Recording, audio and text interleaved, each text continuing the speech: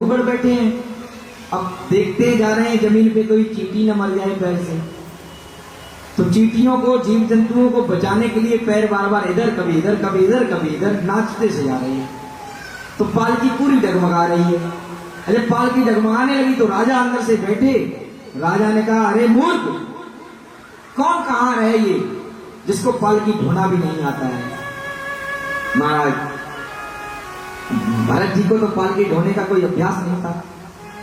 कीड़े मकोड़ों को बचा के चल रहे थे, इसलिए पालकी इधर उधर हो रही थी, डगमगा रही थी। राजा को गुस्सा आया, बोले मूर्ख, तुमको पालकी ढोना नहीं आता है क्या? बोले इस तरह से पालकी ढोना आता है क्या तुम्हें? नहीं आता तो नहीं आना चाहिए था। महाराज कहा, बोले महाराज ये व्यक्ति नया नया आया है, इसलिए इसको जो है अनभिज्ञ समझ के, ना समझ समझ के माफ कर दीजिए। महाराज भरत कहाँ सुनने वाले, भरत जी भी आगे चलते चले जा रहे हैं। भरत को समझाया कि देखो संभाल के चलो, ये पालकी को हिले मत दो, प्रेम से चलो। लेकिन भरत जी नहीं माने। भरत जी को तो जीव जंतुओं को बचाना है। राजा ने बाहर पर्दा हटाकर देखा, एक नया आदमी तो है, हट्टा कट्टा है। तो राजा बोले, अरे मूर्ख, तू मेरा अपमान कर रहा है, तू तो इतना हट्टा कट्टा है, फिर भी तू मेरी बात नहीं मानता। तू दंड का अधिकारी है, मैं राजा हूं, मैं राजा हूं, अब मैं तुम्हें दंड दूंगा। तो भरत जी बोले, कहां है राजा? कौन राजा, कौन सेवक, कौन स्वामी? अरे मैं तो उन्मत्त हूं, मुझे कोई फर्क नहीं पड़ता, मुझे कोई फर्क नहीं। महाराज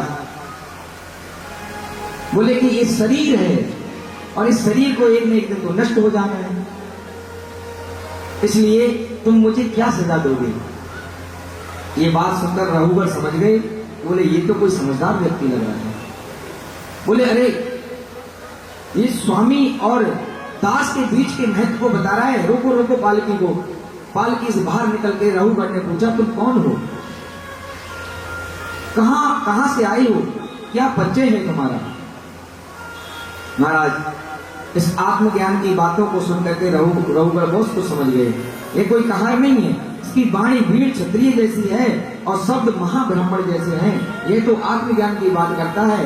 रघुवर पालकी से कूद करके जल भरत को प्रणाम करके बोले, हे मानव रूपी कौन है आप? कहीं आप कपिल जी तो नहीं है जिनका सत्संग मैं सुनने जा रहा हूं? लेकिन इस समय तो यही सत्य है कि मैं राजा हूं और तुम कहां रहो, इसलिए मैं तुम्हें समझ नहीं पाया। कृपया करके हमें बताएं कि तुम कौन हो। जल भरत जी बोले कि देखो राजन, कोई राजा नहीं, कोई सेवक नहीं। तुम अपने आप को राजा कहते हो, लेकिन तुम पहले क्या थे? मैं अपने आप को कहार बता रहा हूं, लेकिन मैं पहले क्या था मैं तुम्हें बताता हूं कि तुमने राजा भरत का नाम सुना है? बोले अरे महाराज, राजा भरत तो हमारे पूर्वज हैं, हमारे देवता के समान राजा हैं। अरे उनके ही तो राज्य में मेरा तो छोटा सा राज्य है, सबसे बड़े राजा तो भरत जी हैं। बोले अरे मूर्ख राजा, बोले मैं वही भरत हूं। बोले वो भरत? बोले कैसे?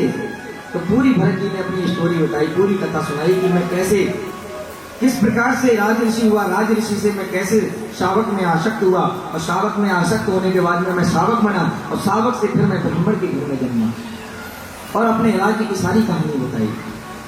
नाराज कहा कि अहम पुरो भरतो नाम है राजा, मैं पूर्व जन्म में भरत राजा था। तुमने नाम तो सुना है कभी राजा भरत का, तो जब नाम सुना है तब भी तुम मुझे नहीं समझ पा रहे। इस संसार के चक्कर में कब कौन राजा बनता है, कब कौन सेवक बन जाता है, इसका कोई ठिकाना नहीं। इस मोह में फिरते हुए व्यक्ति का तो ऐसा सामर्थ्य बन गया है कि रोज लोग जो है अपने आप को इस आसक्ति में डाल लेते कि मैं राजा, तू सेवक, मैं राजा, ऐसी बातों में फंस जाते हैं। महाराज इस प्रकार से जल भरत जी रघुवर को ज्ञान देने लगे। कह रहे सुनो राजन, बोले तुम्हारी आसक्ति एक ऐसे व्यापारी की तरह हो गई है जो मोह और आसक्ति में फंसा हुआ है, पद के अभिमान में फंसा हुआ है। बोले कैसे महाराज? बोले मैं तुम्हें एक कहानी सुनाता हूं छोटी सी। बोले एक व्यापारी था, जंगल में गया और जंगल से जाते जाते सीधे जाके शहर में पहुंचा। शहर में पहुंचने के बाद में उसने व्यापार किया, व्यापार से बहुत सारे पैसे कमाए, और पैसे कमाने के बाद में उसको अपनी पत्नी की याद आई, अपने बच्चों की याद आई, तो अपने जो मूल ग्राम था उसमें वापस होने के लिए प्रस्थान कर गए। तो जाते जाते अंधेरा हो गया, और ऐसे ही जैसे पाल घर में इस बसई में जो है ये अंधेरा सा पीछे जंगल पड़ा है ना, ऐसे ही जंगलों से होके जा रहा था महाराज। जंगलों से होकर जा रहा था, जंगलों में रहते थे चोर, 5 चोर रहते थे, जो भी वहां से निकलता था उसको लूट लेते। हुआ ये कि चोरों ने देखा कि ये आ रहा है तो इसके पास तो धन खजाना है, चलो लूट लेते। चोरों ने इसको पकड़ लिया, जकड़ लिया। जब चोरों ने जकड़ लिया तो वो वैश्य जो व्यापारी था वो बेचारा घबरा गया, बोला अरे ये धन संपत्ति तो छोड़ो, अपने आप को बचाओ। चोरों ने उसका सब कुछ तो लूट लिया, लेकिन चोरों ने सोचा कि अरे इसने नहीं राजा को बता दिया तो हमको सजा हो जाएगी, बोले इसको जान से मार दो। अब चोरों ने उसे जान से मारने की नीयत से जैसे दबोचा तो मरते हुए व्यक्ति में थोड़ी जान आ जाती है अपने आप को बचाने के लिए। तो उस वैश्य व्यापारी ने अपने आप को बचाने के लिए पूरी ताकत लगाई और उनसे चोरों से छुड़ के भागा, और भागते भागते आगे अंधेरा तक कुछ दिखाई नहीं दिया। मंदिर से थोड़ा आगे जाके एक कुआं था, कुआं के ऊपर एक पेड़ आंधी से टूट के गिर गया था, इसलिए वो दिखाई नहीं दिया। तो दौड़ते दौड़ते वो व्यापारी जो है उस कुएं में गिर गया। अब कुएं में गिरा तो उसे लगा मैं तो किसी गड्ढे में जा रहा हूं, तो उसने ऊपर ऐसे करके हाथ किए तो एक डाली हाथ में आ गई, डाली पकड़ी उसने। अब डाली पकड़े पकड़े नीचे लटका पड़ा, और चोरों ने देखा कि तो कुएं में गिर गया तो मर ही गया होगा, तो चोर तो उससे सोच के चले गए वहां से। अब नीचे लटके लटके बेचारे की हालत खराब पतली होती जा रही है। अब सोचे कि कैसे ही जल्दी जल्दी सुबह हो जाए तो कोई राहगीर निकले मुझे बाहर निकाल दे। महाराज सोच ही रहा था कि उसकी दृष्टि अचानक जो है नीचे से आवाज आई, काला नाग बैठा नीचे। अब बार बार नीचे से आवाज आई, अब नाग दिखाई दे तो अब तो और ज्यादा प्राणों के संकट पड़ गए। व्यापारी सोचने लगा कि हे भगवान उन चोरों से बचे, अर्थात आसमान से टपके और खजूर पे लटके, बोले हम नीचे गिरे तो ये काला नाग मुझे डस ही लेगा। अब तो बड़े प्राणों के संकट आ गया। अब सोचने लगा कि जल्दी से कोई आए, नीचे नजर जाए तो बार बार वो सांप दिखाई दे, आत्मा घबरा रही है उसकी। तभी अचानक उसने देखा कि कटर कटर कटर कटर की आवाज आ रही है। नजर उठा के देखा तो जो जिस डाली पे वो लटका हुआ था उस पर चूहा बैठा था, और चूहा उसे कुतर रहा था। अब तो बहुत घबरा गया, बोले इस डाली को भी चूहा कुतर रहा है, अगर सुबह होने से पहले कोई नहीं आया तो ये डाली काट देगा और मैं नीचे इस सर्प रूपी काल के मुख में चला जाऊंगा, मैं तो मर जाऊंगा।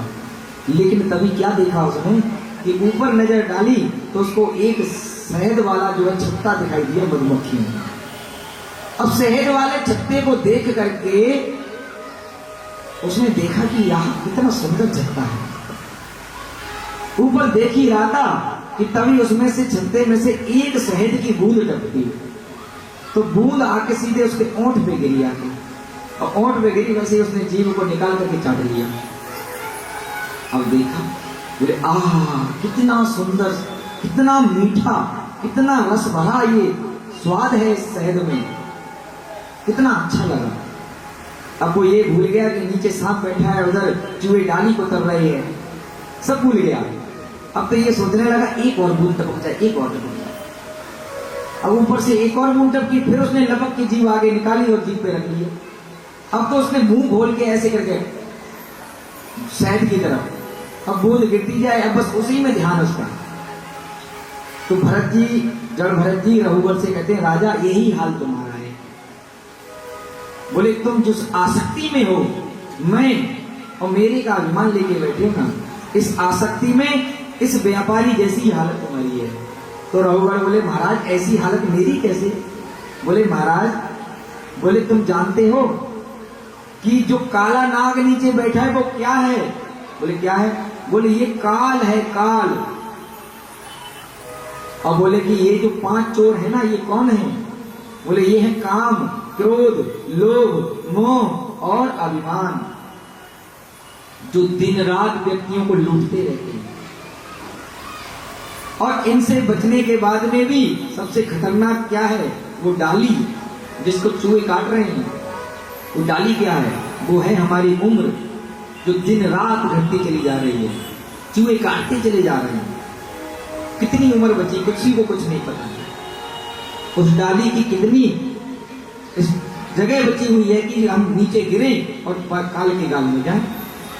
लेकिन फिर भी मनुष्य कहां अटका है?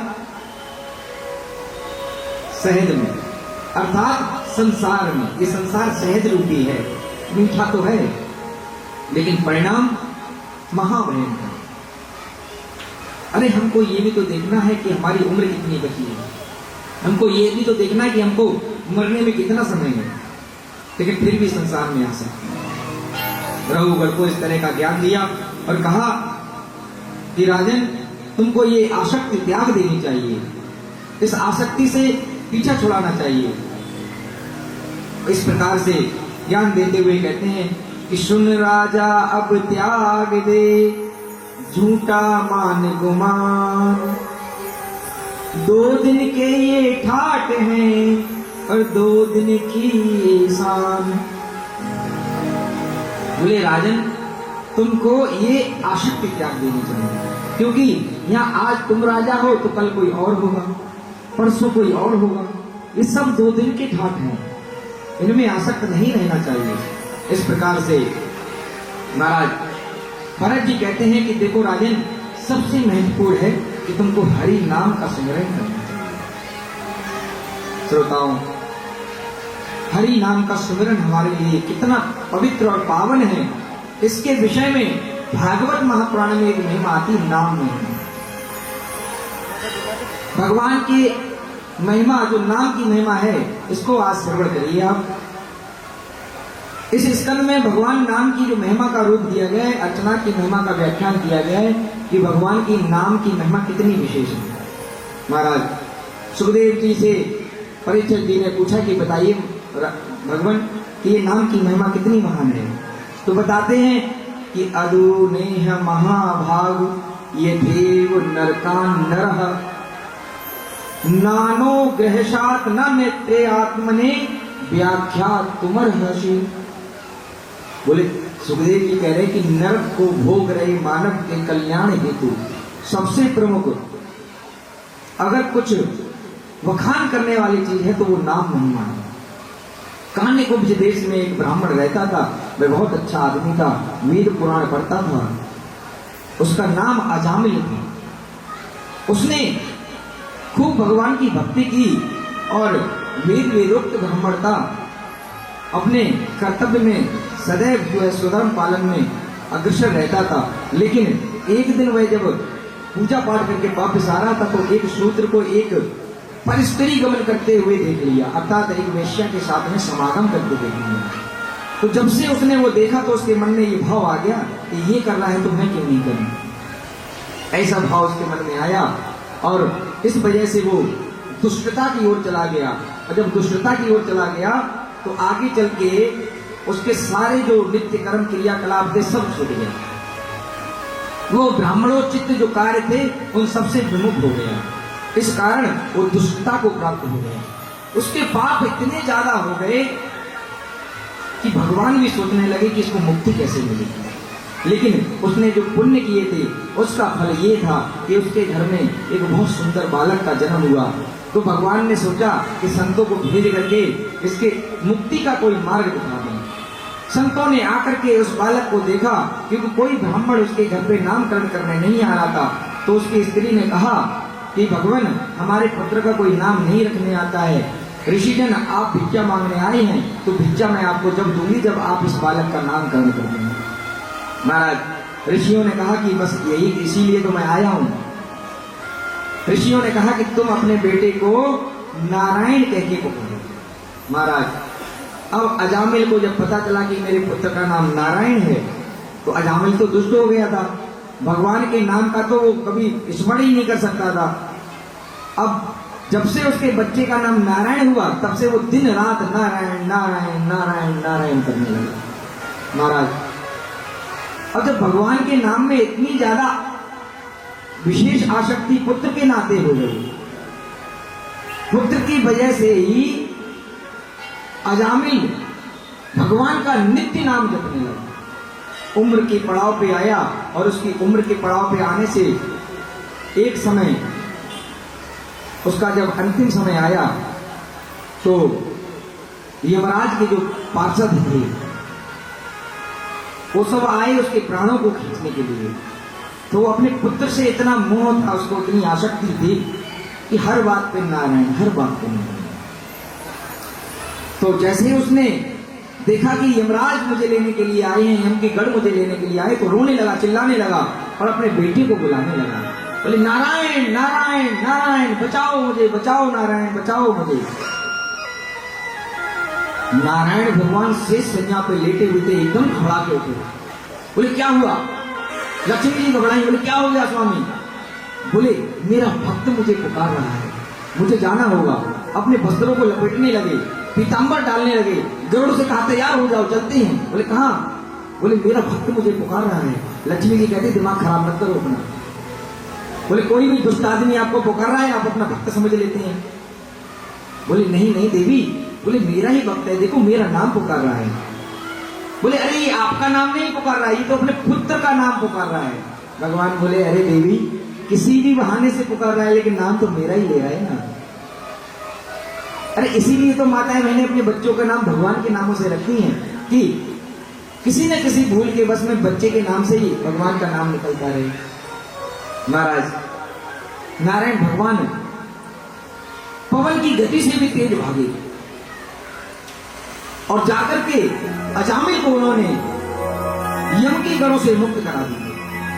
ये नाम की महिमा है साहब, ये नाम की महिमा है कि दुष्ट से दुष्ट व्यक्ति भी अंत समय में भगवान का स्मरण करके अपने आप को मुक्त कर सकता है। इसीलिए शास्त्रों में कहा गया है अंते नारायण स्मृति। जो भगवान का नाम लेते हैं भगवान उनसे प्रेम करते हैं, प्यार करते हैं, ऐसा नहीं है। हम लोग सोच लेते हैं कि भगवान हमें प्रेम नहीं करते हैं। अरे भगवान का नाम लो तो भगवान क्यों नहीं प्रेम करेंगे? अरे घनश्याम का एक बार नाम तो लो।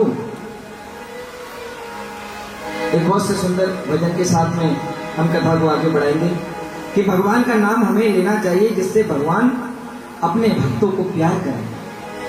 नाम घनश्याम का जो दिल से लिया करते हैं, नाम घनश्याम का जो दिल से लिया करते हैं, नाम घनश्याम का जो दिल से लिया करते हैं, उन्हीं भक्तों को प्रभु प्यार किया करते हैं, उन्हीं भक्तों को प्रभु प्यार किया करते हैं।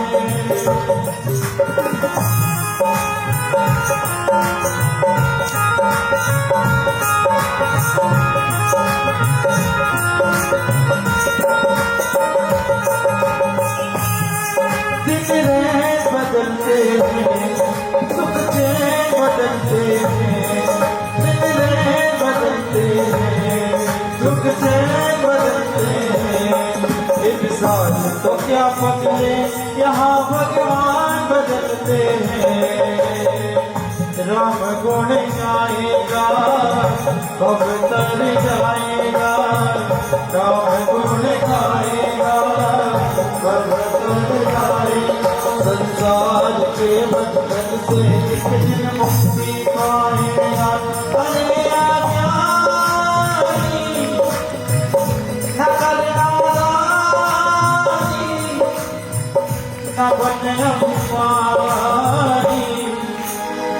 बेसहारों को सहारा दिया करते हैं, नाम घनश्याम का जो दिल से लिया करते हैं, नाम घनश्याम का जो दिल से लिया करते हैं, उन्हें दर्शन प्रभु श्री राम दिया करते हैं, उन्हीं भक्तों को प्रभु याद किया करते हैं। बोलिए सत्यनारायण भगवान की, बोलिए श्री राधा कृष्ण सरकार की, बोलिए गांव देवी माता की, बोलिए शिवाजी महाराज की, बोलिए महाराष्ट्र की। जय जय श्री राधे। देखो भगवान तो प्यार करते हैं वास्तविकता में, लेकिन हम क्या है ना, ये झूठी माया में फंस जाते हैं ना, इसलिए भगवान को हम प्रेम नहीं कर पाते, इसलिए भगवान हमें प्रेम नहीं करते हैं। क्योंकि ये माया भी झूठी है, काया भी झूठी है, इसलिए ये बेतरीत जमाना है।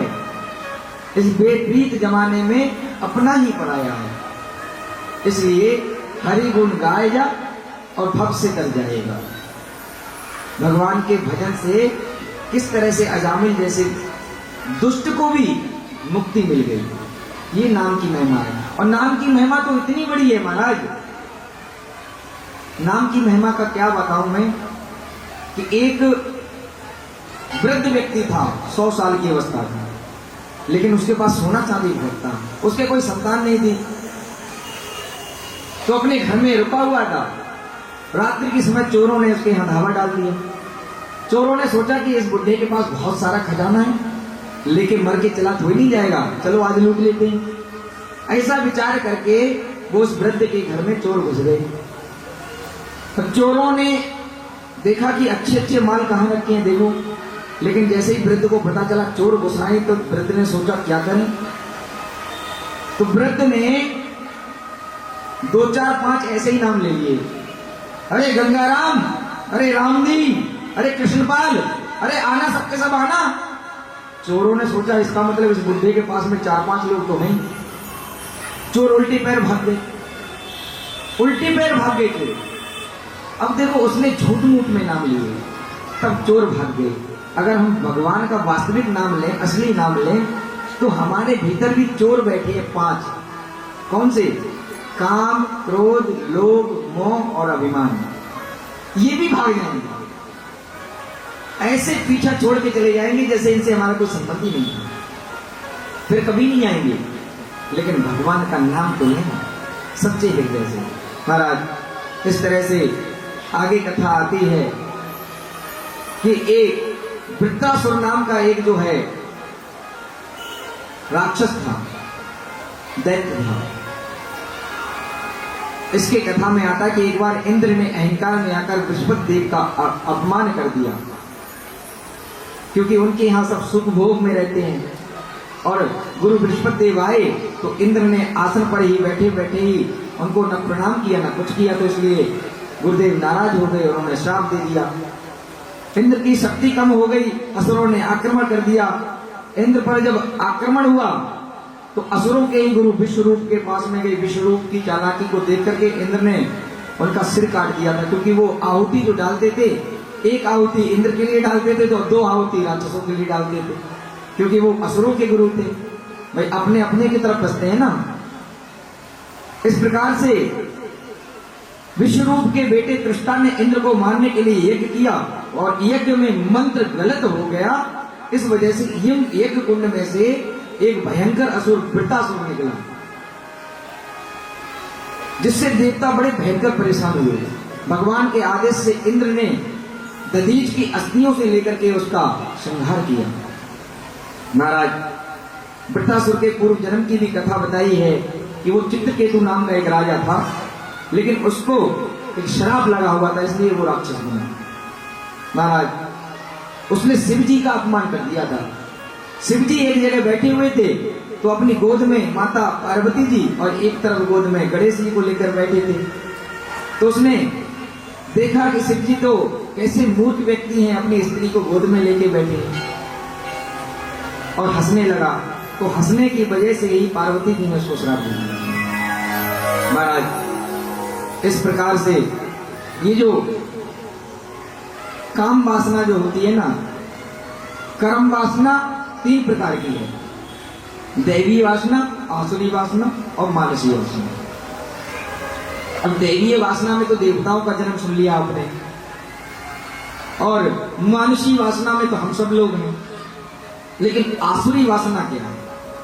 आसुरी वासना में हिरणाक्ष और हिरण्यकश्यप का नाम आता है। महाराज इस प्रकार से आगे जो कथा आती है वो हिरण्याक्ष और हिरण्यकश्यप की आती है।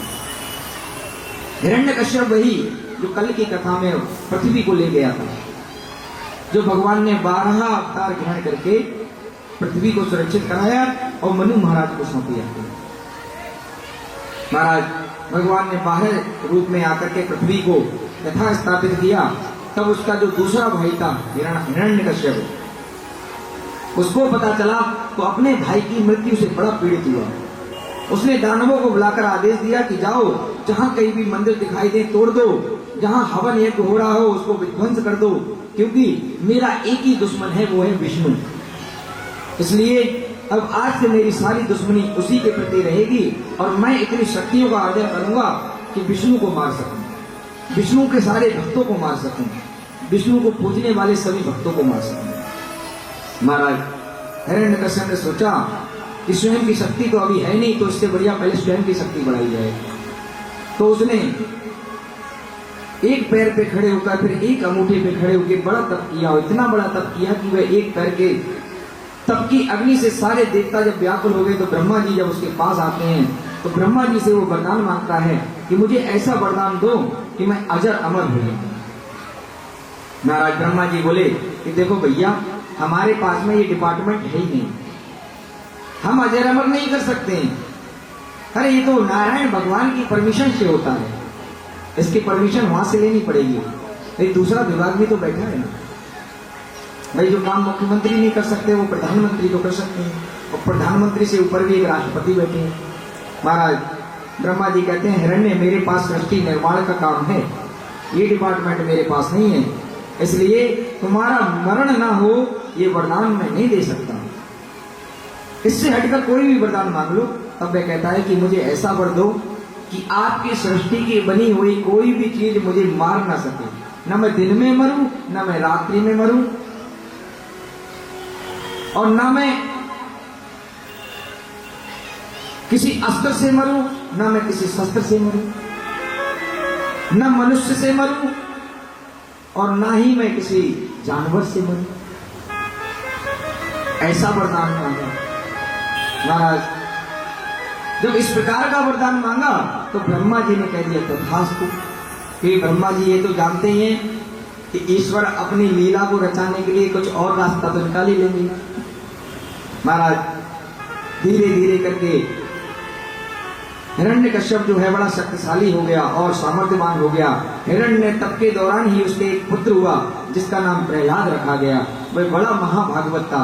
इसका कारण ये था कि जब हिरण्य तपस्या कर रहा था भगवान से शक्ति प्रदान करने की, उस समय हिरण्यकश्यप की जो पत्नी थी उस पत्नी के पास में नारद जी आकर बैठ गए और नारद जी ने आगे भक्ति और आध्यात्म और शौर्य और तेज की कथाएं ऐसी सुनाई कि गर्भ में बैठे प्रहलाद जी के ऊपर भक्ति का ऐसा रंग चढ़ा कि वो भगवान श्री हरि नारायण के प्रिय भक्त थे। महाराज असुर योनि में भी जन्म लेने के बाद में भी शुद्ध चित्त हो गया उनका और भक्ति लेकर आए।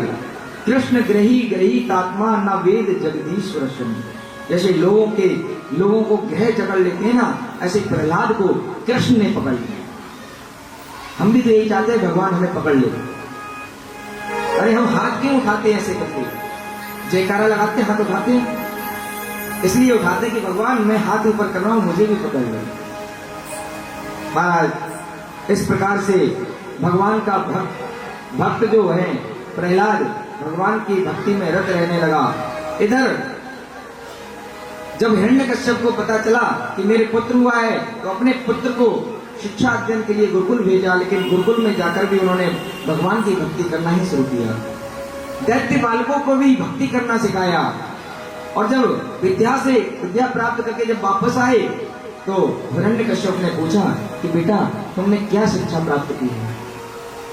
तो प्रहलाद क्या कहते हैं कि पिताजी मैंने तो भगवान की भक्ति करना सीखा है। बोले कौन से भगवान की? प्रहलाद से पूछे कौन से भगवान की? तो हिरण्यकश्यप को लगा कि मेरी कहेगा कि मैं भी तो भगवान हूं इसका। बोले नहीं पिताजी, मैंने हरि नारायण की भक्ति करना सीखा है। मैंने उनकी नवधा भक्ति का जो है मंत्र जाप किया है।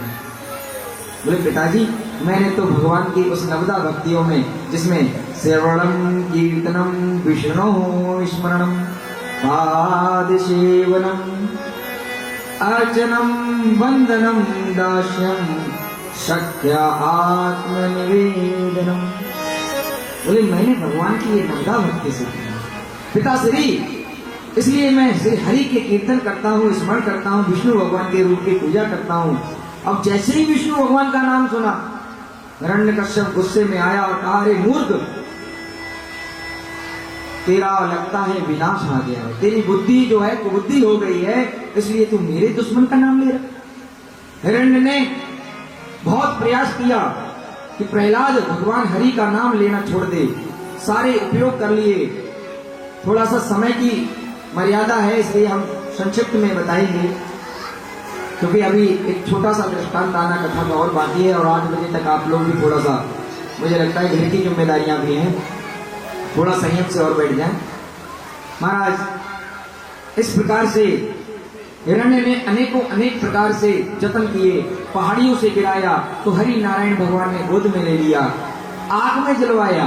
हिरण्य ने अपनी बहन होलिका से प्रहलाद को मारने को कहा, होलिका को वरदान प्राप्त था कि वह आग में जल नहीं सकती। तो महाराज होलिका का एक स्थान बनाया गया, आग लगाई गई और उसमें प्रहलाद को गोद में लेकर के बैठी होलिका। लेकिन भगवान हरिनारायण की कृपा देखो, जिन होलिका को आग में न जलने का वरदान प्राप्त था, जिनके पास में वो चुनरी थी, वो चुनरी प्रहलाद के ऊपर आ गई और होलिका जलकर भस्म हो गई। ऐसे भगवान रक्षा करते हैं, अपने विधान को भी बदल देते हैं भगवान। अब प्रहलाद को न मरते देख हिरण्यकश्यप को बड़ा भय लगने लगा। गुरुपुत्रों ने कृत्या नाम की राक्षसी भेजी, वो भी कुछ नहीं कर पाई।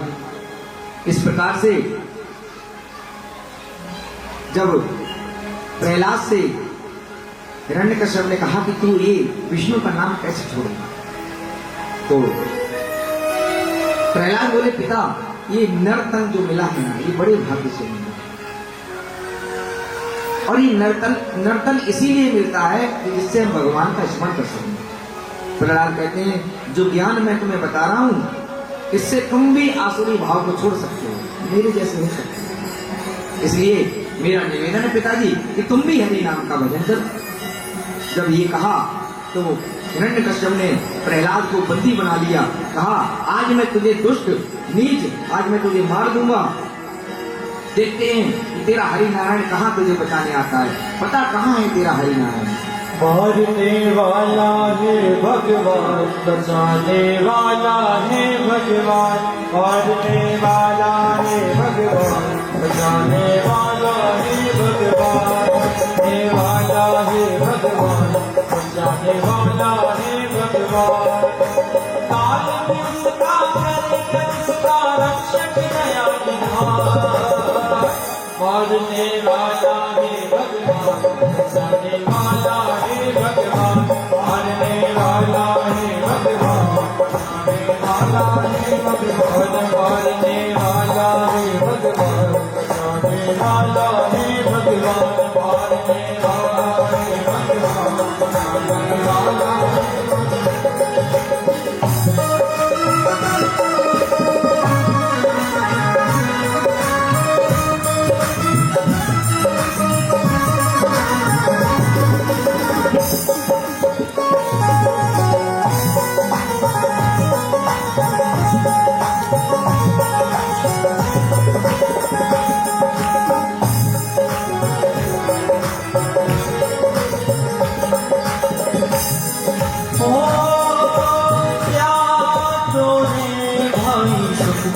आशा स्वार्थ बिना प्रीति जोड़ो, क्या दोहे भाई सुख की आशा, स्वार्थ बिना प्रीति जोड़ो। क्या होनी है क्या न होनी, जगत पिता पर छोड़ो। क्या होनी जगत पिता पर छोड़ो, उस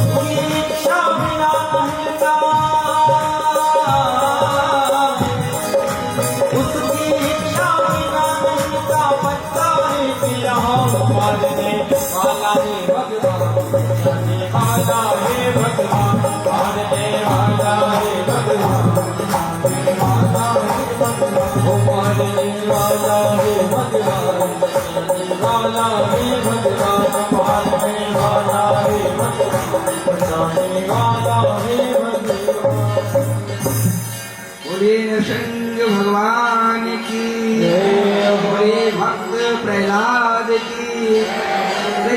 जय श्री राधे। महाराज इस प्रकार से हिरण्यकश्यप ने देखो उठा करके, और जैसे ही उसने उस विशाल जो है जिससे उसको बांध रखा था, उस पे उस पत्थर जैसी दीवार पर ऐसा एक बार किया कि महाराज एक ही बार में वो ऐसे फटा जैसे बम का ब्लास्ट हो गया।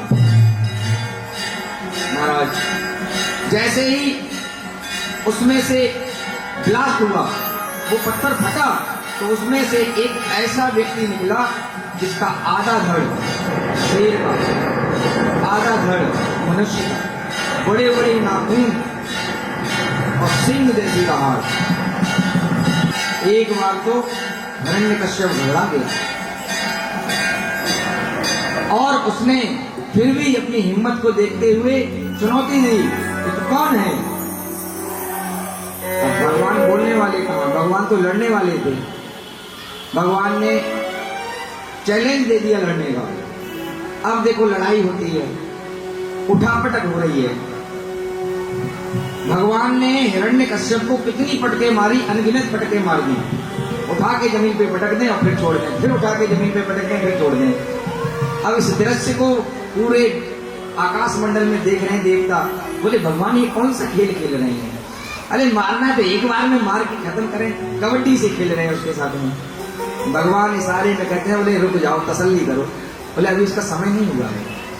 अरे मैं तो समय की प्रतीक्षा कर रहा हूँ, इसने वरदान ले रखा है कि ये दिन में न मरे न रात में मरे। मैं तो संध्या वेला, गोधली वेला को इंतजार कर रहा हूँ कि गोधली वेला जो होती है उसमें न दिन होता है न रात होती है। महाराज इस प्रकार से भगवान ने उसे उठा के पटका और जकड़ लिया अपने हाथों से, और जकड़ करके फिर जैसे उसने ताकत, जब कोई जकड़ लेता है ना तो अपने आप को छुटाने का प्रयास करता है, तो उसने अपने आप को छुटाया और भगवान ने अपने हाथों को ढीला कर दिया, तो छुट के बाहर आ गया। अब हिरण्यकश्यप को क्या भ्रम हो गया कि यार इसके अंदर ताकत नहीं है, इसलिए तो मैं छुट गया इसके हाथ से, इसका मतलब मैं इसे जरूर मार दूंगा, इसे परास्त कर दूंगा। लेकिन भगवान ने तो छोड़ा लीला करने के लिए। वो तो कह रहे हैं अभी 2-2 4-4 पटके और हो जाए, 2-4 लाख घुसे और हो जाए, तब तक समय हो जाएगा। अब जैसे ही समय हुआ वैसे ही भगवान उसको मारते मारते घर के द्वार पर धेरी पे ले आए, और धेरी पे जैसे ही देखा गोधली वेला हुई, उसी समय भगवान ने उसको उठाया और ऐसे करके उठा करके अपने जंघा पे रख के उसका पेट को अपने बड़े बड़े नाखूनों से पेट को चीर दिया। जैसे ही हिरण्यकश्यप के पेट को चीरा, वैसे ही आसमान में दुमदुमियां बजने लगी, ढोल नगाड़े बजने लगे। देवताओं ने पुष्पों की वर्षा कर दी और कहने लगे, हे नृसिंह भगवान आपकी जय हो, जय हो, जय हो। बोले नृसिंह भगवान की। महाराज नृसिंह भगवान की जय जयकार होने लगी। ब्रह्मादि देवता, इंद्रादि देवता सबके सब आगे भगवान की स्तुति करने लगे। कहने लगे भगवान आपने बड़ा ही कृपा की है अपने भक्तों पे, इस दुष्ट राक्षस से हम सब परेशान थे। लेकिन नृसिंह भगवान के मन में बड़ा क्रोध था। एक तो अपने भक्त पर इतना ज्यादा अत्याचार हुआ, और सबसे ज्यादा नाराज ब्रह्मा जी को थे कि ब्रह्मा जी ने ऐसा वरदान क्यों दिया उसको। अब भगवान के क्रोध को देख करके कोई उनके पास जाने की हिम्मत नहीं कर रहा, दहाड़ रहे हैं बुरी तरह से, बड़े बड़े नाखून लेके दहाड़ रहे हैं। महाराज ब्रह्मा जी ने लक्ष्मी जी से कहा कि माता आप ही भगवान के सामने जाइए, आप तो इनकी पत्नी है, भार्या हैं, तो आप इनके क्रोध को शांत कीजिए। लक्ष्मी जी बोली भैया मैं तो आज तक इस भविष्य में अपने में भगवान का ऐसा स्वरूप नहीं देखा डरावना, मैं तो बिल्कुल नहीं जाऊंगी। ब्रह्मा जी बोले कि मेरी भी हिम्मत नहीं है। इंद्र बोले अरे अरे मैं तो बहुत ही डरपोक हूं, मेरी तो इच्छा ही नहीं करती इनके सामने जाने की। बोले इस रूप के सामने कौन जाएगा। तब ब्रह्मा जी ने, नारद जी ने युक्ति सुझाई, और नारद जी ने प्रहलाद जी से निवेदन किया कि प्रहलाद तुम ही अब भगवान के सामने जा सकते हो। प्रहलाद तो छोटे से बालक हैं, भगवान के चरणों में जाके लेट गए, तो भगवान का क्रोध शांत हो गया। अपनी गोद में प्रहलाद को बिठा लिया और जीभ से चाटने लगे प्रहलाद को। कह रहे बेटा, मेरी वजह से तुमको बड़ा कष्ट उठाना पड़ा, मैंने थोड़ा आने में विलम्ब कर दिया, लेकिन ब्रह्मा से मैं बहुत नाराज हूँ। इन्होंने ऐसा वरदान दिया कि मैं उसे मारने में इतनी देर लगा पाया महाराज। लेकिन प्रहलाद जी की भी एक थोड़ी सी शंका थी। प्रहलाद जी की क्या शंका हो सकती है, आप सोचो। हमारे संतों ने हमें बताया आश्रम में कि प्रहलाद जी की एक शिकायत थी भगवान से। प्रहलाद जी ने भगवान से पूछा कि भगवान, आप हमें ये बताइए कि आपका बैरी कौन था, मेरा पिता या मेरे पिता का अभिमान। प्रहलाद ने ये प्रश्न श्री हरि नारायण के उस नृसिंह रूप में भगवान से किया कि नरसिंह भगवान, ये बताइए कि आपका बैरी कौन था, मेरा पिता या मेरे पिता का अभिमान। तो नरसिंह भगवान बोले, बेटा मेरा बैरी तुम्हारे पिता का अभिमान था। तो बोले, फिर तुमने मेरे पिता को क्यों मार दिया, मेरे पिता के अभिमान को क्यों नहीं मारा। भगवान बोले, मैं अपनी गलती स्वीकार करता हूं। देखो भगवान कितने निर्मल हृदय हैं, भक्त की शिकायत को भी मुकदमा बनाकर अपने ऊपर ले लिया। तुम्हारी शिकायत है, मैं मानता हूं, लेकिन दुष्ट राक्षस था, इसलिए उसका विनाश करना भी जरूरी था। महाराज, पिता कैसा भी हो, लेकिन पुत्र हमेशा पिता का सम्मान करना करे, यही नियम है। अभी आप लोगों ने एक रील बहुत वायरल हो रहा है, आपने सुना होगा, प्रयागराज महाकुंभ में एक कोई बाबा आया है, IITN बाबा, अभय सिंह एक बाबा आया है, IITN है, इतना पढ़ा लिखा, लेकिन मेरी नजर में वो कुबुद्धि वाला है, जड़ बुद्धि वाला है, उसको ज्ञान नहीं है।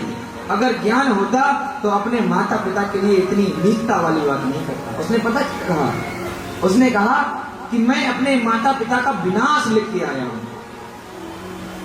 एक भक्त प्रहलाद पर उसके दुष्ट पिता ने कितना प्रहार किया, कितने प्रयोग किए उसे मारने के लिए, पहाड़ियों से फेंका, अग्नि में जलाया, खौलते हुए पानी में डाला, तेल में डाला, लेकिन वो भक्त प्रहलाद अपना कितना पितृभक्त है, भगवान का भक्त होने के साथ पितृभक्त भी है, क्योंकि पितृभक्त हुए बिना भगवान का भक्त नहीं हो सकता।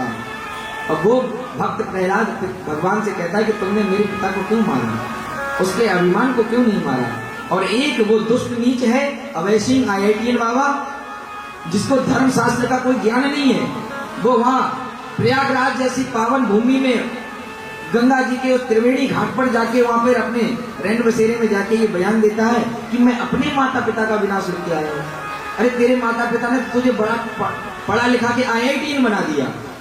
बड़ा दुर्भाग्य ऐसे माता पिता का कि ऐसी संतान मिलती है।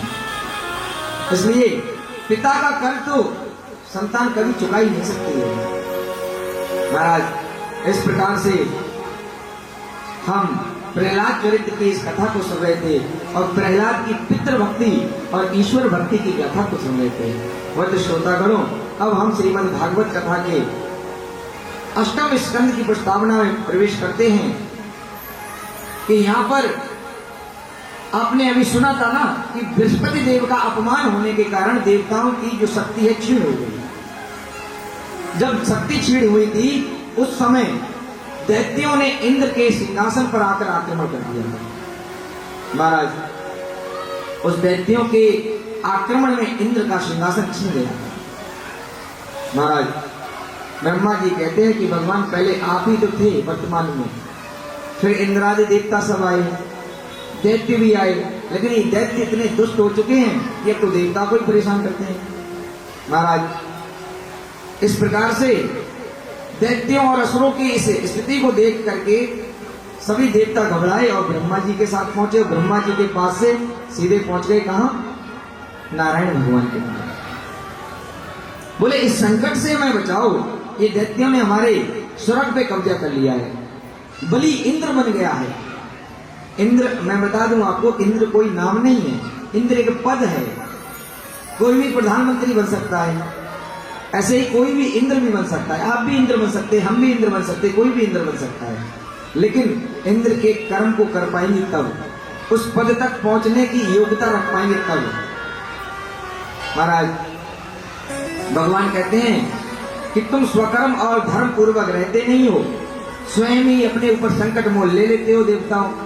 अब तुमने संकट मोल ले लिया है, लेकिन तुम चिंता मत करो, मैं तुम्हारी इस मुक्ति का एक उपाय करता हूं कि देखो मैं ठहरा ईश्वर, तो ईश्वर होने के नाते मैं तुम्हारी मदद कर नहीं सकता। क्यों नहीं कर सकता?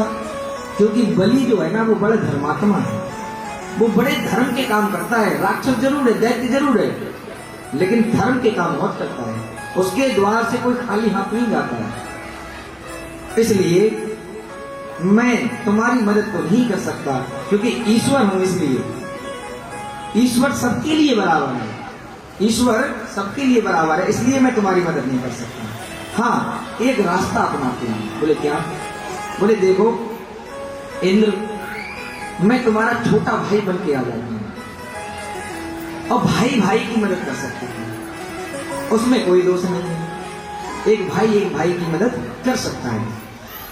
इसलिए भगवान ने कहा कि ठीक है, मैं भाई बनकर आ जाऊंगा, लेकिन अभी की स्थितियों को कैसे सुधारा जाए? तो भगवान बोले ऐसा करो, तुम जाओ और इंद्र से जाके संधि कर लेना, बलि से जाके संधि कर लेना। तो बलि से संधि करने के लिए भगवान ने कहा संधि करो और असुरों को बताओ कि तुम्हारे हाथ एक बहुत अच्छी युक्ति लगी है जिससे अमृत प्राप्त हो जाएगा, और अमृत प्राप्त हो जाएगा तो फिर उससे तुम अजर अमर हो जाओगे, क्योंकि असुर अजर अमर नहीं थे। और ऐसा कहो जाके, जैसे वे सब मान जाए समझौते को, तब तुम उन सबसे मिलकर यत्न करना, समुद्र मंथन करना, और सबसे पहले हर प्रकार की जड़ी औषधियां क्षीर सागर में डाल देना, फिर मंत्रांचल पर्वत को ले आना, और वहां वासुकी नाग है जो मेरा ही एक अंग है, उसकी रस्सी बना करके एक तरफ देवता और एक तरफ असुर लग जाना और मंथन करना, और मंथन करना तो उसमें से जो जो चीजें निकले उसका बंटवारा करना, अंत में उसमें अमृत निकलेगा। और वो अमृत कैसे तुम्हें प्राप्त होगा ये हमारे ऊपर छोड़ दो।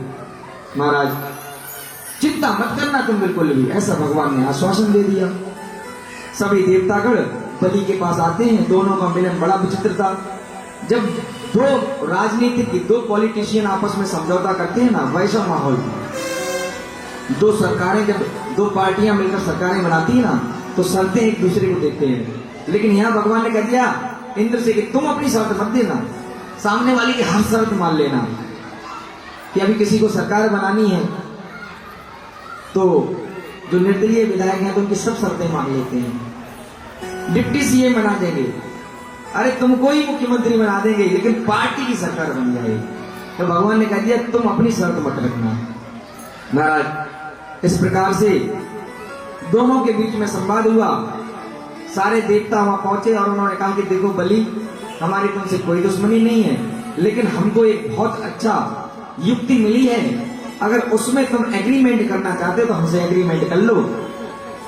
बोले क्या एग्रीमेंट होना है? बोले देखो समुद्र मंथन पर क्षीर सागर में जड़ी बूटियां डाल करके हमें उसमें मंथन करना है, जिसमें से बहुत ही अमृत निकलेगा। उस अमृत को पीकर तुम भी अमर हो जाओगे, हम भी हो जाएंगे। बोले ठीक है। महाराज समुद्र मंथन की तैयारियां की गई। मंदरांचल पर्वत को उठाया गया, लेकिन सारे देवता और दैत्यों ने मिलकर उसे ज्यादा देर उठाकर चल नहीं पाए, तो वो गिर गया। उसमें बहुत सारे देवता जलकर दबकर मर गए। तो भगवान ने तुरंत आकर के अपनी शक्ति से उस मंदरांचल पर्वत को उठा करके समुद्र में रख दिया, और अपनी दिव्य दृष्टि से जो देवता मर गए उनको पुनः जीवित कर दिया। महाराज अब शुरुआत हुई समुद्र मंथन के लिए।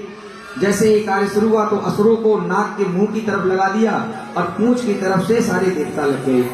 मंथन जैसे ही प्रारंभ हुआ तो वहां क्या अचानक मंदरांचल पर्वत जो है वो डूबने लगा।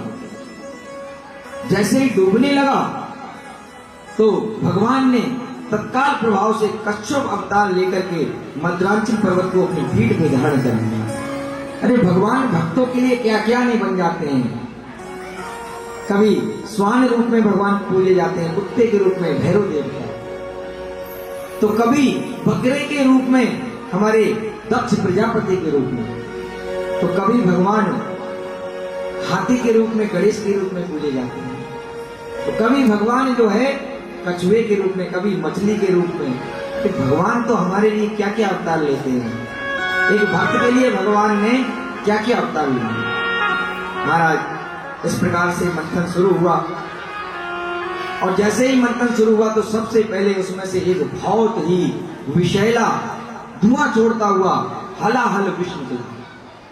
महाराज कैसा जहर, उस जहर की गंध से ही सारा जगत जलने लगा। असुर तो भाग खड़े हुए, देवताओं ने युक्ति बनाई कि इसका क्या करना चाहिए। सब भगवान शिव को याद करने लगे। ध्यान रखना, ध्यान रखना, अच्छे में कोई किसी को याद नहीं करता है, बुरा समय आता है तब भगवान की याद आती है। महाराज सब देवता शिव जी को याद करने लगे, लेकिन पहले कभी याद नहीं करते थे। मुसीबत आई तो शिव जी याद आए। महाराज ये विष उनको पिलाने के लिए सारे देवता तैयार हो गए। महाराज पहुंच गए सभी शिव जी के यहाँ। वहां जाकर सब भगवान का जाप करने लगे, भोलेनाथ की स्तुति करने लगे। भोलेनाथ का एक मंत्र है महामृत्युंजय, महामृत्युंजय मंत्र का जाप करने लगे, क्योंकि अब मृत्यु सामने खड़ी है, कौन बचाएगा? तो बोले महामृत्युंजय बचाएंगे।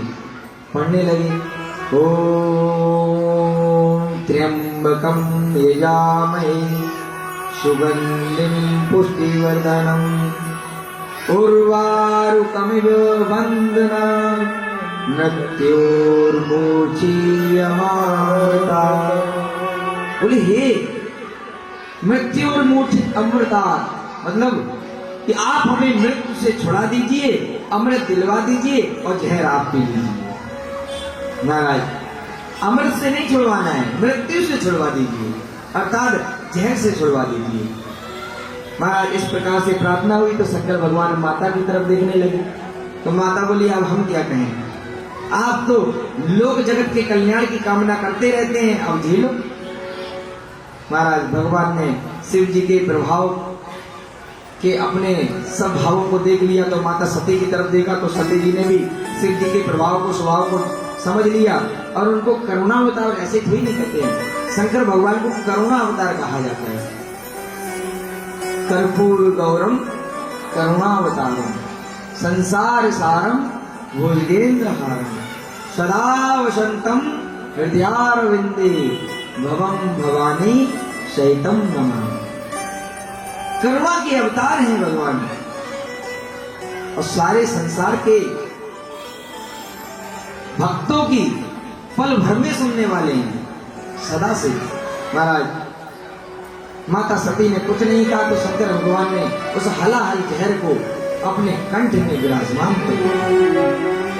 उस विष से गौर वर्ण वाले शिव जी के कंठ को नीला कर दिया। गौर वर्ण बिल्कुल पूरा एकदम पूरे सफेद भगवान थे, उनके गले पर जो नीला निशान पड़ा ना, वो भी उनके लिए आभूषण बन गया। ऐसे भोलेनाथ हैं जो नील कंठ बन गए। शिव जी के लिए कोई भी दूषण नहीं, सब भूषण बन जाते हैं शिव जी के लिए। गले में सांप पड़ा है तो वो आभूषण बन गया, कानों में बिच्छी लटके हुए हैं बिच्छू, वो भी आभूषण हो गए, नरमुंडों की माला पड़ी गले में, वो भी आभूषण हो गई। एक सैनिक जब देश में शहीद होता है ना, तो शहीद होने के बाद वो मरता नहीं, अमर हो जाता है, क्योंकि उसके गोलियों के निशान उसकी वीरता के प्रतीक होते हैं। ऐसे ही भगवान के इस वीरता का प्रमाण है उनके कंठ में विराजमान वो हलाहल है।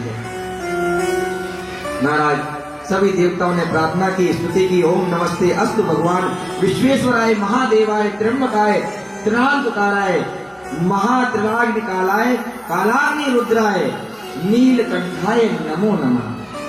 नीलकंठ भगवान का एक नया नाम भगवान का मिल गया, नीलकंठ भगवान। महाराज इस प्रकार शंकर जी ने जहर पी लिया, सारे देवता हर्षित हुए, भगवान की स्तुति करते हुए फिर समुद्र मंथन में लग गए। समुद्र मंथन में धीरे धीरे करके मेहनत कामयाब होने लगी। भगवान के कहने पर सबसे पहले गौ माता प्रकट हुई, तो गौ माता को सबसे पहले ऋषियों ने ले लिया, क्योंकि ऋषि यज्ञ किया करते थे। यज्ञ से सृष्टि का संचार होता है, इसलिए यज्ञ करना जरूरी था। अब धीरे धीरे कामधेनु गाय चली गई, यज्ञ सामग्रियां प्रदान हो गई, ऋषियों के पास में एक बहुमूल्य वस्तु आ गई। इस प्रकार से धर्म कार्य का और वृद्धि होने लगी, इसलिए धीरे धीरे उनका कार्य चलने लगा। इसके बाद में उच्च श्रवा नाम का एक घोड़ा निकला। महाराज उच्च श्रवा नाम का घोड़ा जो था उसमें पंख लगे हुए थे, उड़ने वाला घोड़ा। सारे असुर टूट पड़े, बोले ये घोड़ा तो मुझे चाहिए। भगवान ने कहा सब्र रखो, कोई बात नहीं है, ये इन दैत्यों को घोड़ा ले लेंगे। फिर उसमें 4 दांत वाला एक श्वेत वर्ण का हाथी निकला। उस हाथी को देख करके इंद्र ललायित हो गए, बोले ये तो मुझे चाहिए। तो भगवान ने देखो, भगवान वहां अजीत अवतार में बैठे हुए हैं और फैसला कर रहे हैं। और दैत्यों से कहा देखो तुमने घोड़ा ले लिया, तुमको हाथी ले लेंगे, उधम मत मचाओ, बराबर बराबर हिस्सा। ये पिता है, भगवान पिता है ना, पिता जो फैसला करेगा वो दोनों बच्चों के हित में करेगा। हमारे घरों में भी बंटवारा होता है ना, जो 2 भाइयों के बीच में, तो पिता ही बीच में बैठता है बंटवारा करने, इतना तुम ले लो, इतना तुम ले लो। महाराज इस प्रकार से असुरों को घोड़ा मिल गया, इंद्र को हाथी मिल गया। अब बंटवारा आगे बढ़ा, उसके बाद बहुमूल्य कौस्तुभ मणि निकली, तो भगवान ने झट से उठा के अपने हृदय में धारण कर लिया। बोले इसके न तुम अधिकारी हो न तुम अधिकारी हो, उसका मैं अधिकारी हूं। महाराज इस प्रकार से धीरे धीरे फिर उसका जो है शुभारंभ किया गया। कौस्तुभ मणि के पास में, कौस्तुभ मणि को भगवान ने अपने पास रख लिया। अब इसके बाद में पारिजात वृक्ष निकला, जो देवताओं ने अपने स्थान पर विराजमान कर लिया। वो देवलोक सुरलोक का भूषण बन गया। फिर उसके बाद अप्सराएं निकली, तो इंद्र ने कहा ये हमारे लोक की शोभाएं बढ़ाएंगी। असुर मुंह ताक रहे, कह रहे हमें तो कुछ मिल ही नहीं रहा है, हमारे लिए भी तो कुछ छोड़ो। उसमें से सुंदर रूप वाली स्त्री माता लक्ष्मी जी निकली, तो वो बोले कि हम तो उसी के पास जाएंगे जो हमें नहीं चाहता हो। लक्ष्मी जी बरमाला लेके निकली थी, उन्होंने कहा कि बोले हम ये बरमाला उसके गले में डालेंगे जो मुझे चाहता नहीं हो। लेकिन यहाँ तो देवता दैत्य असुर सब लक्ष्मी जी के पीछे पड़ गए, बोले इतनी सुंदर स्त्री तो हमें मिल जाए, हमें मिल जाए। देवता सोच रहे हमें मिल जाए और दैत्य सोच रहे हमें मिल जाए।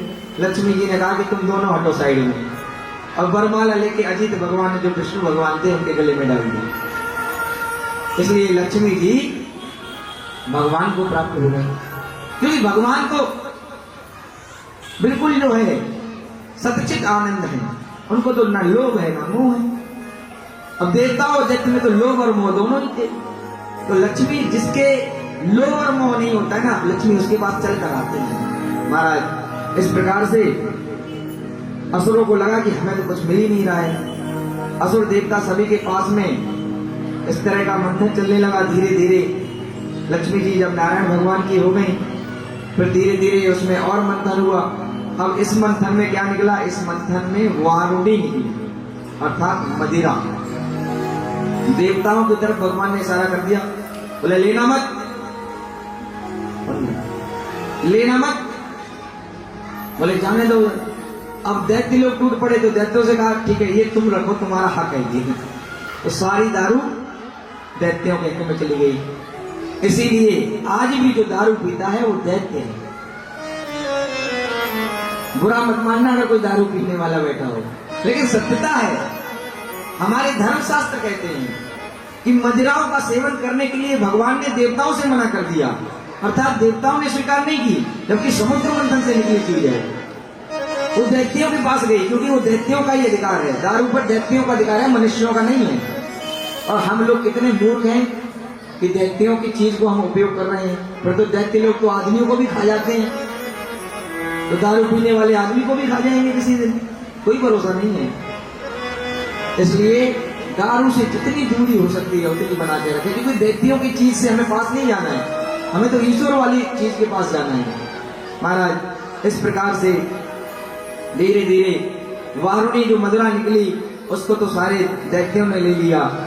अब मंथन फिर चालू हुआ, मंथन रुकना नहीं चाहिए था। उसमें एक दिव्य पुरुष हाथ में अमृत कलश लिए निकला, पीतांबरीधारी। वो धर्मंतरी जी महाराज थे, जो उनके हाथ में बड़ा ही स्वर्ण कलश था, जिसमें अमृत कलश था।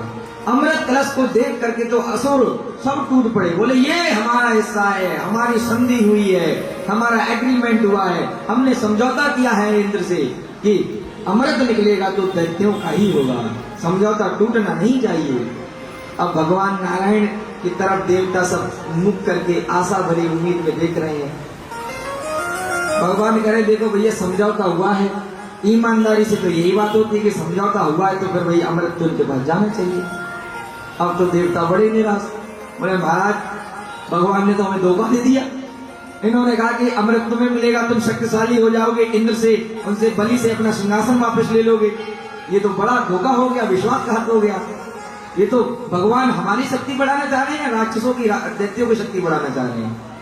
महाराज भगवान ने कहा तसल्ली रखो, सब्र का फल मीठा होता है, तसल्ली रखो, अभी हमारी लीला देखी कहाँ है, लीला तो शुरू होने वाली है।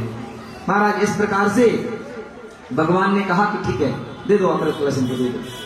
सारे दैत्यों ने असुरों ने धनवंतरी जी के हाथ से अमृत कलश को छीन लिया और बड़ी जोर जोर से नाचने कूदने लगे।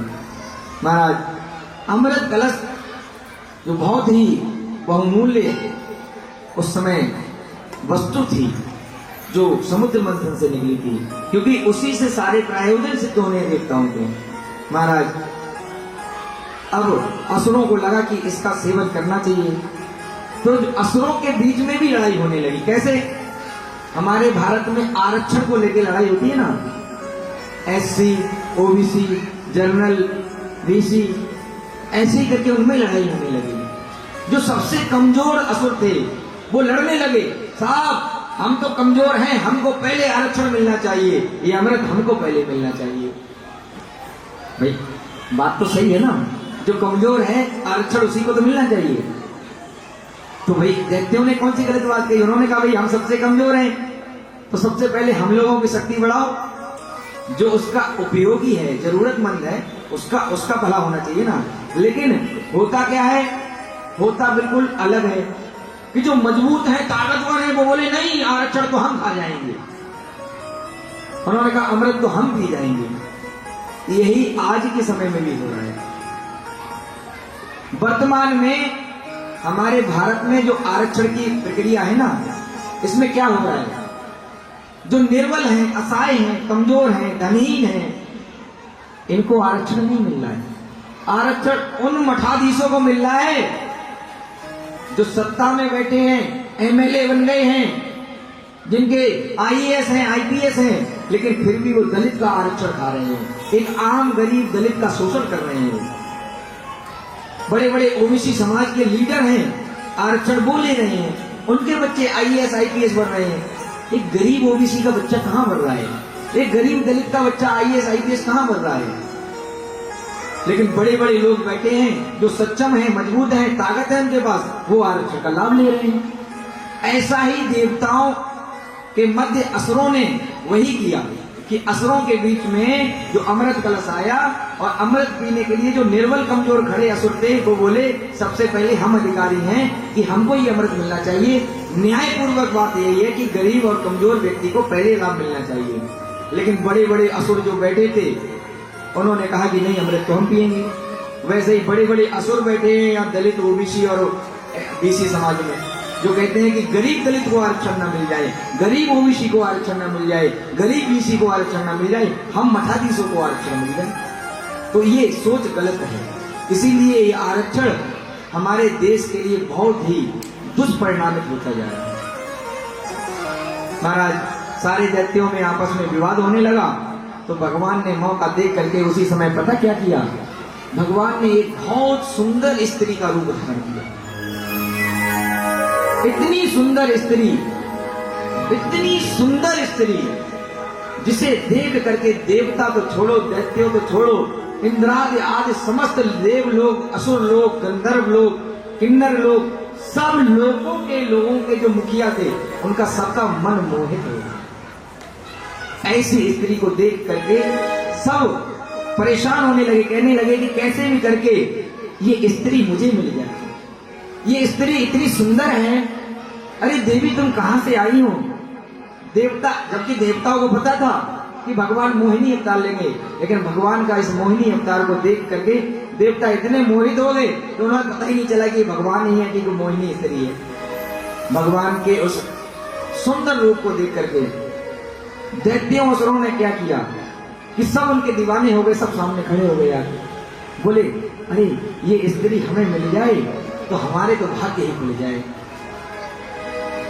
अब तो असुर सब तैयार हो गए, बोले, हे सुंदरी तुम कौन हो? भगवान बड़े प्रेम से बोले, मैं मोहिनी हूं। अरे मोहिनी हो तो तुम वहां क्या कर रही हो देवताओं के बीच, हमारे यहाँ आओ ना। बोले, हम तो आ तो जाएंगे, लेकिन हम उनके पास जाते हैं जिनके बीच में लड़ाई नहीं होती है। बोले, कैसे? बोले, तुम तो आपस में ही लड़ रहे हो, गरीबों का आरक्षण खा रहे हो, अरे अमृत के पीछे लड़ाई लड़ रहे हो, तो मैं तुम्हारे यहाँ कैसे आऊंगा? तो दैत्यों ने कहा कि देखो मोहिनी, तुम हमें बहुत प्रिय हो, बहुत प्यारी लगती हो, हम तुम्हारे प्रेम में अधीर हो गए हैं, तुम जो चाहो वो मैं करने को तैयार हूं, लेकिन तुम हमारे पाले में हो। बोले, ऐसा करो ना, हमारी लड़ाई को तुम ही समाप्त करा दो। तो मोहिनी भगवान बोले कि ठीक है, करा तो देंगे, इस अमृत कलश को आप हमें दे दो और हम नियम अनुसार सबको बांट देंगे। तो बोले, हाँ ये अच्छा है। तो दैत्यों ने असुरों ने वो मोहिनी को कलश उठा के उड़ा दिया। अब वो कलश उनके हाथ में गया, जब कलश उनके हाथ में गया तो मोहिनी जी ने अपनी लीला को रच दिया।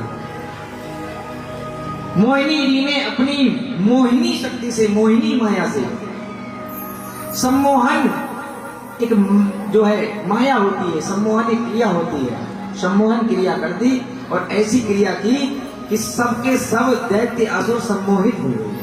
अर्थात मोहिनी के चेहरे को देख करके सिर्फ चेहरे की तरफ देखने लगे और ये नहीं देखा कि इनके हाथ में अमृत कलश किधर है। और उन्होंने कहा कि सारे असुर लाइन लगा लो, सबको हम अमृत पिलाएंगे। अब मोहिनी भगवान ने देवताओं को इशारा किया, बोले तुम लोग भी एक तरफ लाइन लगा लो, हमारे मुख के सामने ये दैत्य लोग हैं जो हमारे मुख को देखते रहेंगे, लेकिन हम अमृत पान पीछे से आपको कराते रहेंगे। भगवान मोहिनी के रूप को देख करके वो सब मोहित होते चले जा रहे हैं और ऐसे मोहित होते चले जा रहे हैं कि देवता लोग उनकी स्तुति का गुणगान कर रहे हैं कि सांवली सूरत पे मोहन दिल दीवाना हो गया, वो सांवली सूरत पे मोहन दिल दीवाना हो गया। बड़े ही भाव से तालियां बजाएंगे सभी, तो मीठी बड़ी तालियों के साथ हमारे साथ गाएंगे। सांवली सूरत पे मोहन दिल दीवाना हो गया, सांवली सूरत पे मोहन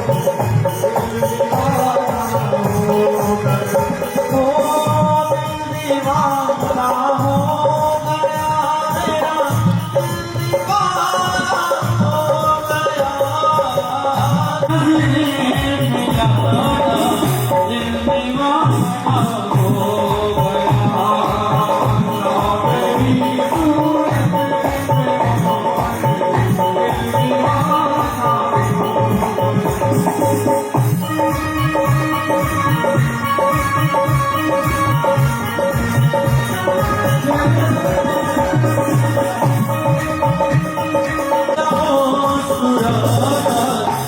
दीवाना हो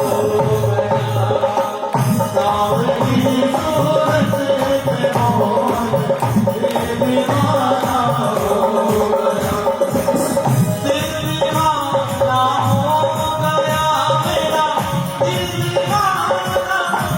गया, दिल दीवाना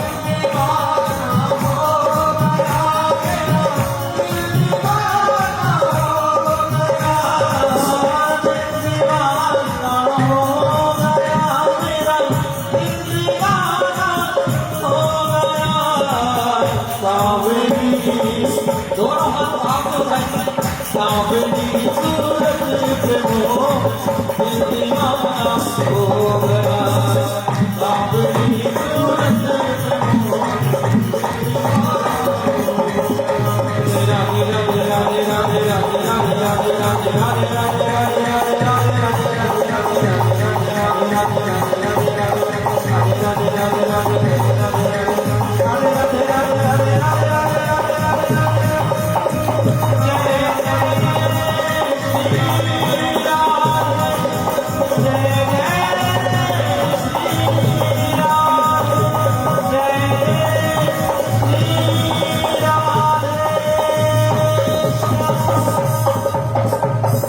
बोलिए वृंदावन बिहारी लाल की जय जय श्री राधे। कोई कमी नहीं रही, ये वृंदावन से कम भी नहीं है, क्योंकि वृंदावन वहीं पर है जहां पर भगवान की भक्ति होती है, और जहां भक्ति भगवान की होती है वहां भगवान खुद विराजमान होते हैं। बोलिए सतगुरुदेव भगवान की एक बार जोर से देखा करेंगे सभी जी। अभी ऐसा लग रहा है कि भूख लगने लगी आप लोगों को, है ना? भूख तो हमें भी लग रही है। बोलिए सतगुरुदेव भगवान की जय हो। महाराज देखो, भगवान कुछ देना जानते हैं ना, तो लेना भी जानते हैं, क्योंकि लेते जब हैं जब हम भगवान को देते नहीं। इसीलिए हमारे भजनों में कीर्तनों में ये विशेष तौर पर कहा गया कि तेरा तुझको अर्पण क्या लागे मेरा। हम ये भाव जब हटा देते ना तो भगवान सब कुछ छीन लेते हैं। देने की भावना होनी चाहिए, और एक और बात, देने की भावना हर जगह नहीं होनी चाहिए। बलि ने भगवान वामन को अपना सब कुछ दे दिया, लेकिन क्या कह के दिया कि मेरा कुछ है ही नहीं, सब कुछ तो प्रभु आपका ही है। इसलिए दान की महत्वता में ये विशेषता है कि दान ऐसी जगह दीजिए जहां पर उसका दुरुपयोग ना हो। अरे दान तो हम भी लेते हैं ना, हम तो सन्यासी लोग, हमारा तो जीवन ही दान पे चलता है। अब हमारी जगह कोई ऐसे भी बाबा बहुत से आ जाते हैं जो भीख मांग कर पैसा इकट्ठा करते हैं, फिर शाम को एक क्वार्टर रख के बैठते हैं, चिकन की दुकानों पे बैठे मिलते हैं। तो ये जो भिक्षा मांगने वाले हैं ना, इससे हमारे देश की छवि फट जाती है। भिक्षा कोई मांगने आए तो उसको भोजन कराओ, रास्ते में कहीं मिल जाए तो उसे नमकीन बिस्किट के पैकेट खरीद के दे दो, और वो भी नमकीन का पैकेट थोड़ा सा खोल के दे दो जो बेच ना पाए। चालाकी वही थोड़ी नहीं जानते, हम भी तो जानते हैं। धन का दान हुआ करना चाहिए। अब ऐसा लग रहा है कि जैसे साथी बली में ये गांव देवी मंदिर का कोई निर्माण होने जा रहा है। मान के चलो कोई कमरे बना रहे हैं, कोई अच्छा प्रांगण बना रहे हैं, कोई सौंदर्यीकरण कर रहे हैं, तो खुलकर दान करो। कोई धर्म का कार्य हो रहा है तो खुलकर दान करो। आप विश्वास मानिए, हमने कथाओं में ये संकल्प लिया है। जब मैं संन्यास में आया, मैंने ये संकल्प लिया कि भागवत कथाओं में मैं कभी पैसे नहीं दूंगा, क्योंकि मैं सन्यासी हूं। मेरे लिए क्या, 2 वक्त की रोटी मिल जाए, भगवान का भजन मिल जाए, हो गया काम। लेकिन कुछ परिस्थितियां ऐसी आई कि लोगों ने ऐसी भावना रख ली कि महाराज जी कुछ लेते नहीं तो उनको देने की भी क्या जरूरत है। लेकिन बहुत सी आवश्यकताएं हैं। मैं वर्तमान में धर्म की रक्षा के लिए 3 केस लड़ रहा हूं हाई कोर्ट में। एक कृष्ण जन्मभूमि का केस लड़ रहा हूं, समाचार पत्रों में गूगल पे सर्च करके देख लेना। कृष्ण जन्मभूमि के मूल तथ्यों के साथ में कोर्ट में जाता हूं। 1 महीने में 1.5 से 2 लाख रुपए का खर्चा आता है। YouTube चैनल पर भी देख सकते हैं, मेरा YouTube चैनल है कौशल किशोर ठाकुर जी करके, आप उसमें देख लेना। मेरे समाचारों से संबंधित सारी न्यूज पड़ी होंगी। इंस्टाग्राम अकाउंट भी बना है, ये हमारे बेटे राजेश विजय विक्रम जी, इन्होंने बना दिया। हमें तो ये ज्यादा, वैसे मैं सॉफ्टवेयर इंजीनियर हूँ, लेकिन मेरा उसमें इतना कोई रुचि नहीं है। कभी कभी समय मिलता है तो थोड़ा देख लेते हैं।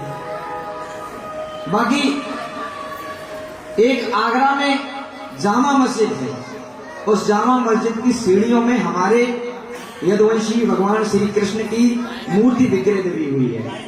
हमारे पास पूरे सबूत हैं। सारे सबूतों को लेकर के हमने कोर्ट में प्रेजेंटेशन दी जाके कि हमारे भगवान की मूर्ति हमें दे दो, हमें तुम्हारी मस्जिद जामा मस्जिद से कोई मतलब नहीं। सीढ़ियां तोड़ने का जो खर्चा आएगा, उनको निर्माण कराने का जो खर्चा आएगा, वो भी हम अपने पैसे से देंगे। लेकिन हमारे पास अपना पैसा है कहाँ, हम देंगे कहाँ से? हमारे पास केस लड़ने के लिए भी पैसे नहीं है। हम 1.5 लाख 2 लाख रुपए खर्च करके केस लड़ने जा रहे हैं। अगर हमें कथा में आप पैसे देंगे या ना देंगे, लेकिन उसका संचालन कैसे होगा, ये विचार करना आपका काम है। इसलिए हमारे सनातन धर्म रक्षा पीठ की एक कमेटी बनी, निर्णय ये लिया गया। उन्होंने कहा महाराज जी आप कथाओं में पैसे मांगो। मैंने कहा नहीं, ये मेरा संकल्प है कि मैं पैसे मांग ही नहीं सकता हूँ। हाँ, यजमान से निवेदन कर सकता हूँ कि आप हमारी स्थिति परिस्थितियों को देखो, प्रयास करो कि कुछ ऐसा मिले कि जिससे हम वहां पर अपने धर्म की लड़ाई को लड़ सकें। क्योंकि धर्म की लड़ाई लड़ना केवल अकेले कौशल किशोर ठाकुर का कर्तव्य नहीं है, 120 करोड़ सनातनी है, सबका कर्तव्य है। अगर 120 करोड़ सनातनी एकजुट हो जाए ना, 1-1 रुपया जुटाए ना, तो ऐसे 493 मंदिरों को मुक्त कर सकता हूं। मैं संकल्प के साथ कहता हूं कि आप सब लोग मुझे सहयोग करते रहें, थोड़ा सा अंशदान मुझे देते रहे, तो मैं गारंटी के साथ कहता हूं कि 493 हमारे ऐसे मंदिर हैं जिन पर मस्जिद संचालित हो रही है, पौराणिक हैं, हमारे इष्ट देवताओं के मंदिर हैं, कुल देवताओं के मंदिर हैं। लेकिन आप सहयोग करेंगे तभी हम इस लड़ाई को लड़ पाएंगे। हमारी कमेटी है, और जो सज्जन हमारी कमेटी के ट्रस्टी मेंबर बनना चाहेंगे, वो कथा में अभी 4 दिन बाकी हैं, हमसे संपर्क कर लें, हम उन्हें अपने ग्रुप में जोड़ेंगे। क्योंकि आपके जुड़ने से ही अगर धर्म का मार्ग प्रशस्त हो सकता है, धर्म की रक्षा का कार्य हो सकता है, तो आप वृंदावन में स्थित सनातन धर्म रक्षा पीठ के ट्रस्टी मेंबर बनने के अधिकारी हैं। इसलिए संयोग जो करना चाहते हैं, हमारे इस कथा आयोजन के उपरांत अगर आपके मन में ऐसा भाव है कि कहा गया है कि जहां धर्म होता है वहीं विजय होती है। कैसे? कि अतः सत्यम यतो धर्मो मतो हीरार्जनम यतः ततो भवति गोविंदो यतः कृष्ण स्ततो जया। जहां कृष्ण भगवान है वहां विजय होगी, जहां धर्म है वहां कृष्ण भगवान होंगे। यहाँ धर्म है तो यहाँ कृष्ण भगवान है, विराजमान है आपके सामने, और कृष्ण भगवान है, इसीलिए यहाँ पर विजय है। अब हम सब भगवत श्रोताओं से इस कथा के समापन की तैयारियों के लिए, आचार्य जी आप आ जाओ उधर, आरती की तैयारी करेंगे। देखो बहुत बहुत खुशी की बात है, आप सबकी तालियां रुकनी नहीं चाहिए। राम निवास सिंह जी हैं, इन्होंने कृष्ण जन्मभूमि की मुक्ति के उद्देश्य के लिए हमारे सनातन धर्म रक्षा पीठ वृंदावन को 2100 रुपए का योगदान दिया है। ऐसे धर्म रक्षार्थी जब तक इस देश इस धरा पर रहेंगे, तब तक हमारे धर्म के साथ कोई छेड़छाड़ नहीं कर सकता है। मैं बहुत बहुत अपनी धर्म पीठ की तरफ से आपको बधाई देता हूँ, आप सम्मान के पात्र हैं। विक्रम जी, आप इनसे कहना कि 7 दिन की कथाएं सुने, और जब विराम दिवस होगा तो आपका सम्मान हम अपने हृदय भाव से करेंगे। आप इनका नाम लिख करके पूरी डिटेल लिख के रखिए। ये बहुत सौभाग्य की बात है कि किसी व्यक्ति के माध्यम से धर्म की रक्षा का कोई तो कदम बढ़ाया गया। 125 करोड़ भारतीय सनातनी हैं, और उन 125 करोड़ में से अगर 10 लोगों ने भी संकल्प यहां से ले लिया, तो मैं समझूंगा कि धर्म हमारा जीवंत है और जीवंत रहेगा, और हम जब तक हैं तब तक हम धर्म को मिटने नहीं देंगे। बोले सत्य सनातन धर्म की जय जय श्री राम। अभी हम निवेदन करेंगे, माताएं बहनें बच्चे और बड़े आरती के लिए हो जाएं। आपको मनाओ, आरती गाओ प्यारे, आपको मनाओ, आरती गाओ प्यारे, आपको मनाओ, आरती गाओ प्यारे, आपको मनाओ, रमण बिहारी तोरी आरती गाओ, रमण बिहारी तोरी आरती गाओ, मोरे मुकुट प्यारे शीश पे सोए, मोरे मुकुट प्यारे शीश पे सोए,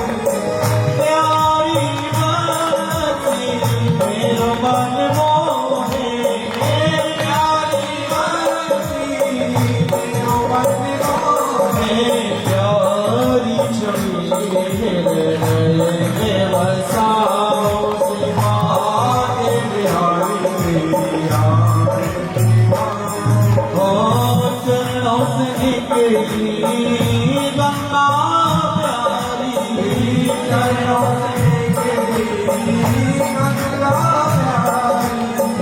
जिसने सारी दुनिया तारी, जिसने सारी दुनिया तारी, उन्हें चरणों में नीचे झुका शिवा के प्यारे तेरी आरती। ओ श्री हरिदास झुके प्यारे तुम हो,